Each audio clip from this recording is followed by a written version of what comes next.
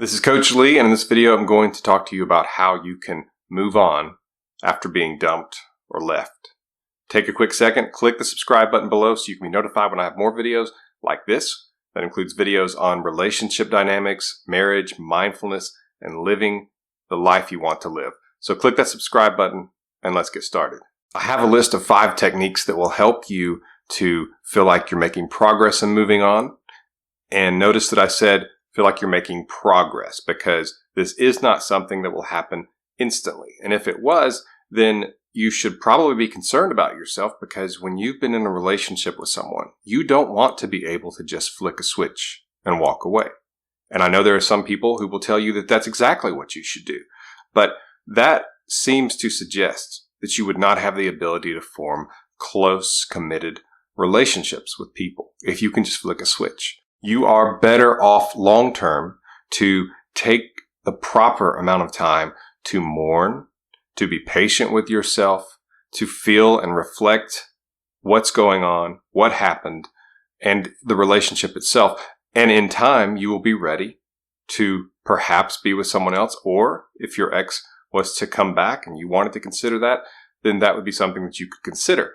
But people often get upset at themselves and they'll say, why can't I just move on? Or why do I keep loving him? Or why do I keep loving her? Why do I keep hurting? And that's actually a sign that you are healthy emotionally, that you cannot just walk away. So the first thing that I'm going to tell you before I get into the list is to be patient with yourself.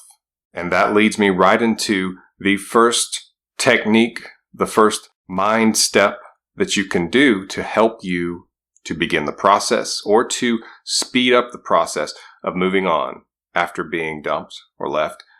And that is embracing the idea that you don't have to move on immediately. That's where a lot of the problem comes for people, is that they want to do it now and they want it to be fast. And so that's the frustration. They feel like I'm not moving on because it's not happening quickly. And at the same time, they think if it'll take a long time, that's really frustrating. That's something where you have to sit there and want something that's months potentially down the road. And so just giving yourself permission to take the time that you need and to understand it does not happen immediately. It should not happen immediately. And that's okay. That you are going to let yourself have those difficult days. You're not going to be upset with yourself. You're not going to be frustrated. You're not going to be complaining at yourself or feeling like that there's something wrong with you. You're going to give yourself permission to grieve this relationship and to slowly reach a point where you are emotionally stronger. And so you should not be surprised when you have difficult days. You should not be surprised when you have dreams and this other person shows up in your dreams. You should not be surprised when you wake up and you don't want to get out of bed. If you take away some of the element of surprise, in that somehow you have disappointed yourself, you've let yourself down, and you're surprised or you're shocked about it, that's helpful. Because you should be aware that because you are an emotionally healthy person, and if you were in love with this person, then you will be on a road. It's not just an immediate destination. It is a road to a destination. And along that road, there's going to be days when it feels like you're not making progress, when you maybe even go backwards. But it's sort of like the old saying, 2 steps forward and 1 step back. You've still made progress. But for most people, just being aware that this isn't a snap of the fingers, this isn't something where you just have to be told the right thing and you will be over it, but that this is a process, an emotional one, where time is on your side either way. If you're wanting your ex back, or if you're just wanting to be able to function emotionally like you once could, and you want to reach a point where you think, I have moved on to a large degree, it's going to take time. And as I talk about in other videos, it's like baking a cake in the oven. You can't just turn up the heat and get the cake faster. Cooking, the time aspect is part of the recipe. It's not just something that we can speed up by cranking up the heat, by hearing the right words, by doing the right thing, by hopping into a rebound. It takes time, and you should allow yourself that time and be patient with yourself. Mind step number 2. After you have realized this is going to take time, that this isn't going to be snap of the fingers, that's when you can start doing some internal work to help yourself begin to realize some things, to understand the new reality, and to grow stronger from your current wounded state. And that is, at least one of the most important things, is where you separate love from loss. I disagree with the route that says you must convince yourself that you never loved this person. And some people will even argue with someone, no, you didn't love them because they were this, or this happened, or you were once unhappy with them, because usually you know if you loved someone. And sometimes after a breakup, what happens is that we can't separate the love from the feeling of loss. And I have talked about this quite a bit, in that one way of getting your ex back, or at least a very, very important part, maybe the single most important part of getting your ex back, is allowing them to actually feel the loss. Because at the breakup event, your ex feels control and you feel the loss. You feel that this is being taken away from you and there's nothing you can do about it. But the other person feels like they're making a decision and they're not actually having anything taken from them. They're giving it away. They're setting it aside, and they could get it back whenever they wanted it because they had the control to actually move it from something they possessed to something they pushed away.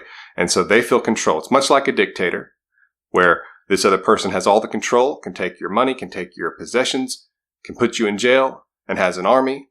You can't fight back. You can't do anything. All you can do is beg for mercy because you don't have any power, which is what we often do with our ex. We beg them because we feel that we have no power. They have all the power because they have the control. We only have the loss. And that can masquerade itself as love. So, whereas I'm not saying you didn't love them, what I'm saying is that if you take the amount that you loved your ex or love your ex, and then you compound that with the loss, it ends up being a much more difficult mountain to climb over, because the love and the loss feel like they're just combined together, and that can cause the loss to feel like it continues to pile up and to go to a higher and higher place as far as the wound that you felt, the hurt that you've had.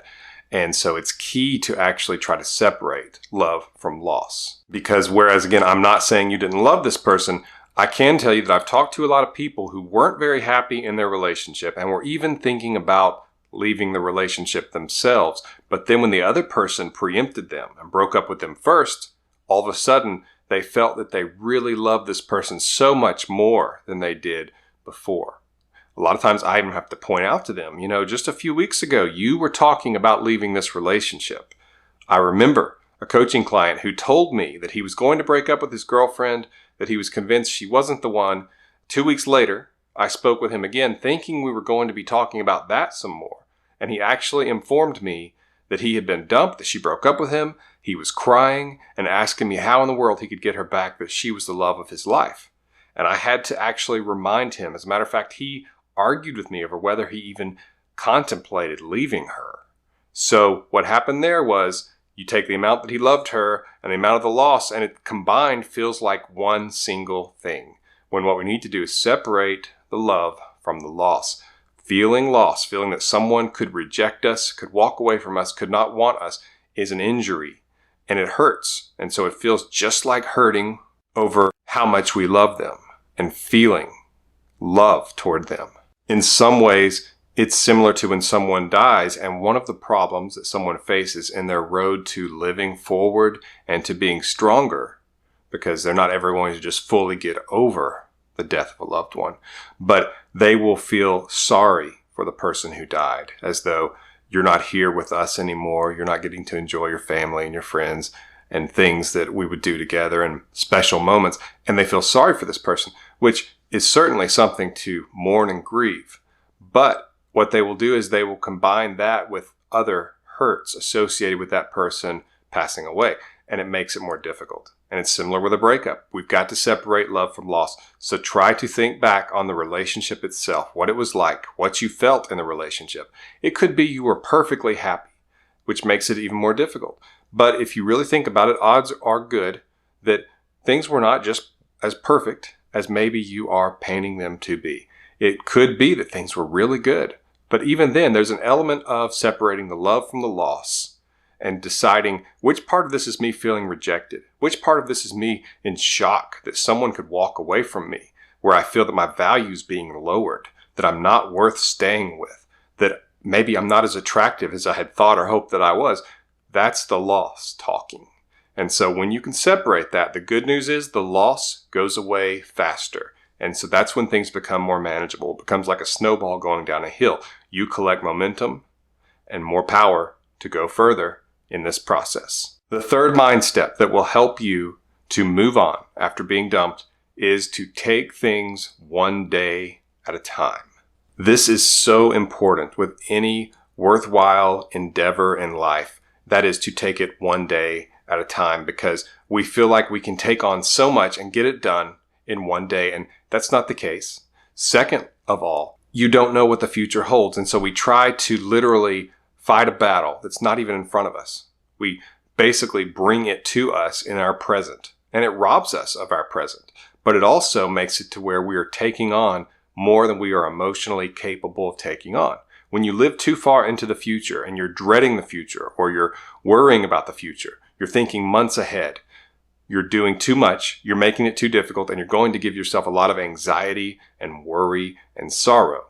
When you can try to bring it right in front of you, this minute, this second, this hour, this day, this is what I need to deal with right now. Just one day. What's in front of me? Because you are not going to get your ex back in one day. It is going to take time. That is something that in 2 decades I have certainly learned, that this is a process. Whether it happens or not, it will take time. And so there's no point in putting all this pressure on this day in terms of accomplishing all that you want to accomplish.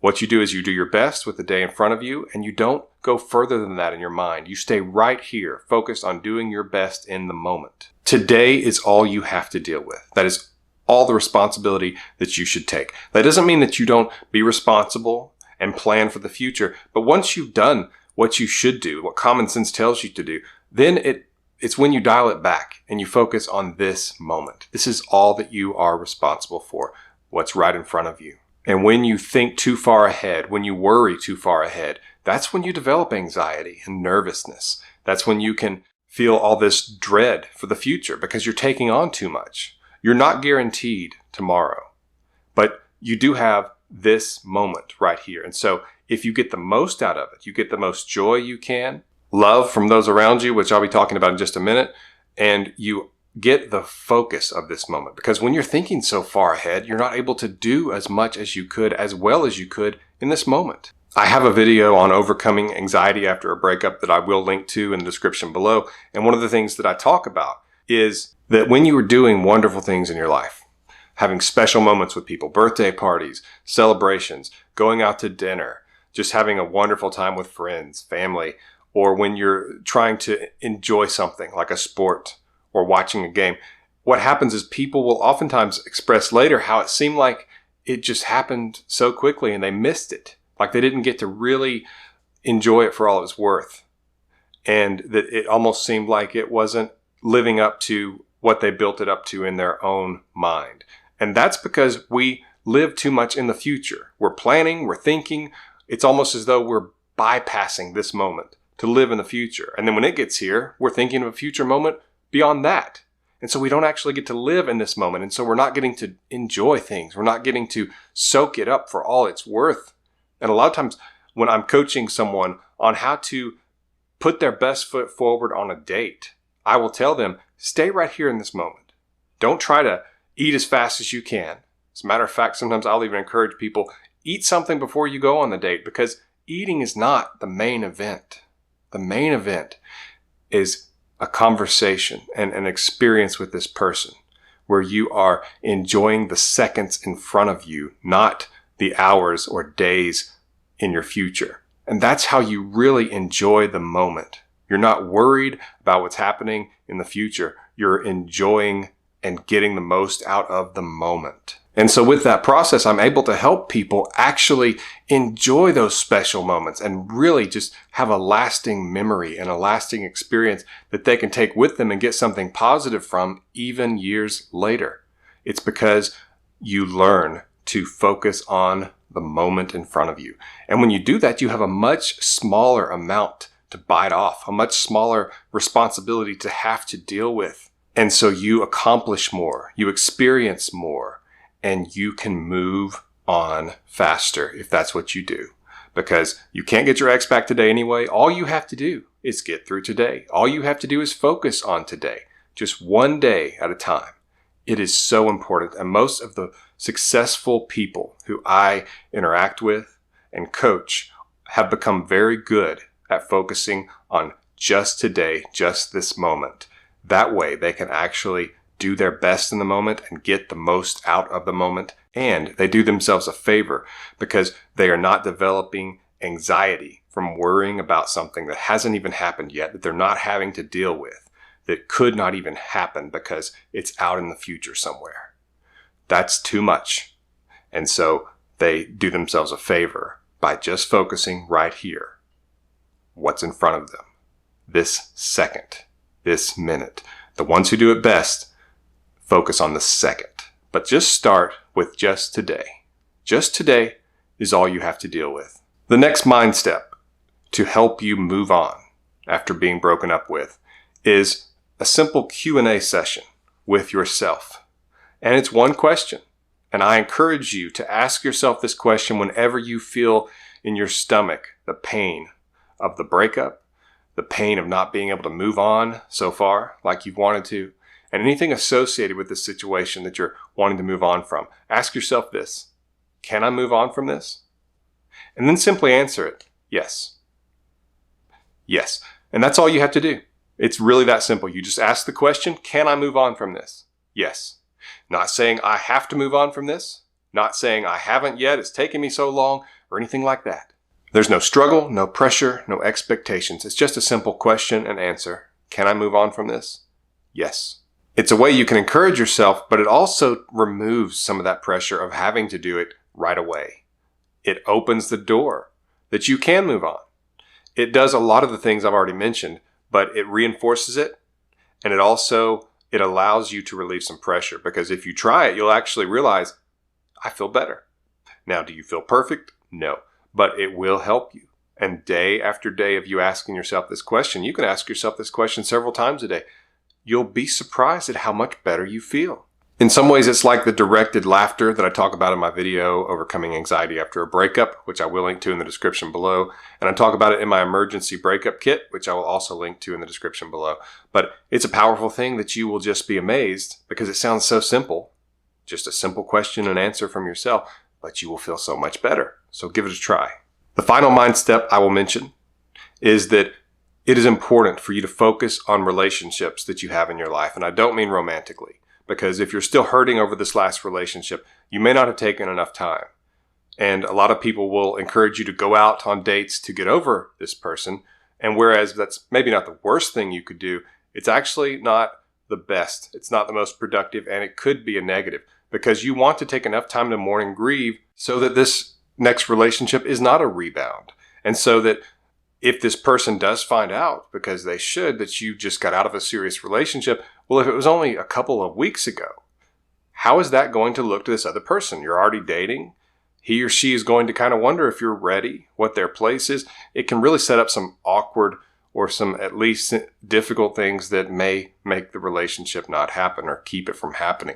But what's most important is that you want to wait until you are emotionally ready. Grieve, mourn, give yourself that time. And give yourself time to be stronger. And then you will be ready to actually put your best foot forward and to get the best experience out of the situation. Be in the right mindset for the right person, instead of trying to operate with a hole in your heart, so to speak. But I'm talking about focusing on people who are your friends, who are your family, who are close to you and who won't break up with you. Become your own booking agent. Get your phone, go in the contacts, start texting people. Are you free Tuesday night? Go bowling. Go on dinner dates with friends. Go rock climbing. Go to the driving range. Walk your dog with your friend.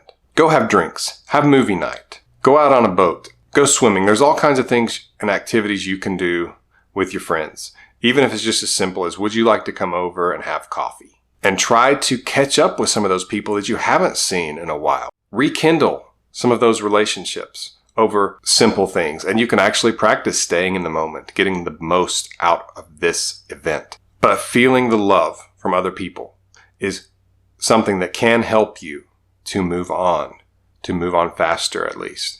You want to feel that unconditional love from a family member or a longtime friend. And you should not try to jump into a romantic relationship, most likely if you're watching this video. Only you can decide that. But just remember, if you're still hurting over this last one, you're probably not going to be able to focus on a new one. But really surrounding yourself with people who love you, planning activities so you're not just sitting at the house hurting and wallowing in this is going to be something that will help you. So get on your phone, go to those contacts, and start booking events with your friends and family. Please subscribe to this channel. Click like if you like this video. Check out my emergency breakup kit. This has been Coach Lee, and as always, thank you for watching.